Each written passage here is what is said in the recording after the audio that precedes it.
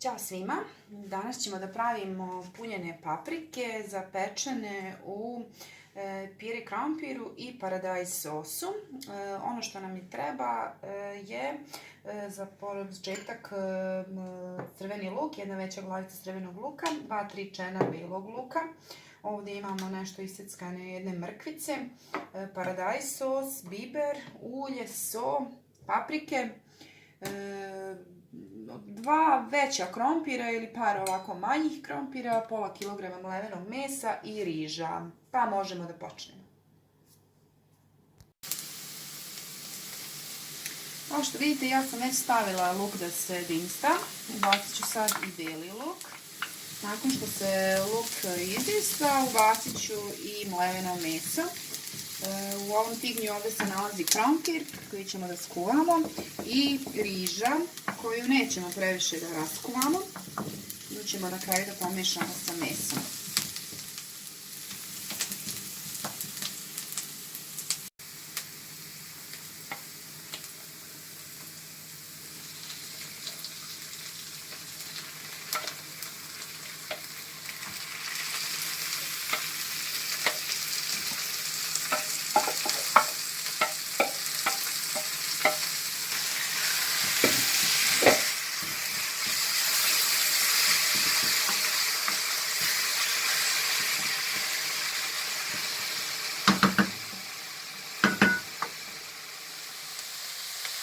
Dodat ću sad i šargarepu,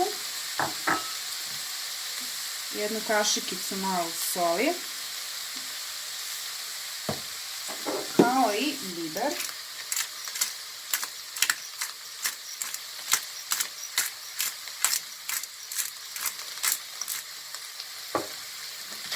Još ću malo da propržim na laganoj vatri i ovo je skoro pa gotovo.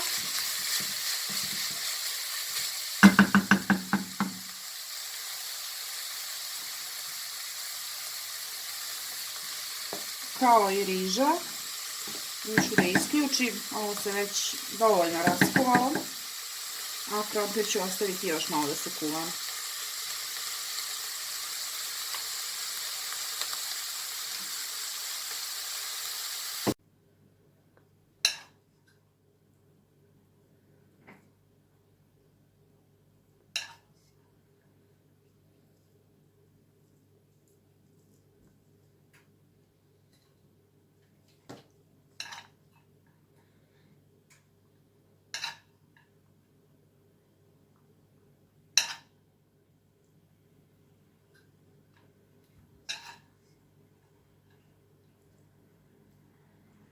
Meni je ostalo ovdje još mesa, s obzirom da ću napraviti još u jednu šerpicu paprike. I sad možemo dalje.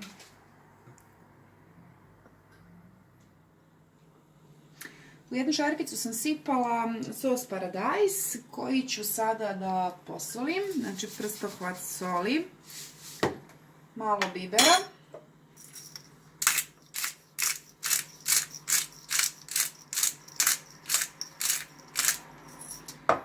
I to ću da prokuvam. Nakon toga ću da ubacim jednu kašiku brašna da se polako zgusne.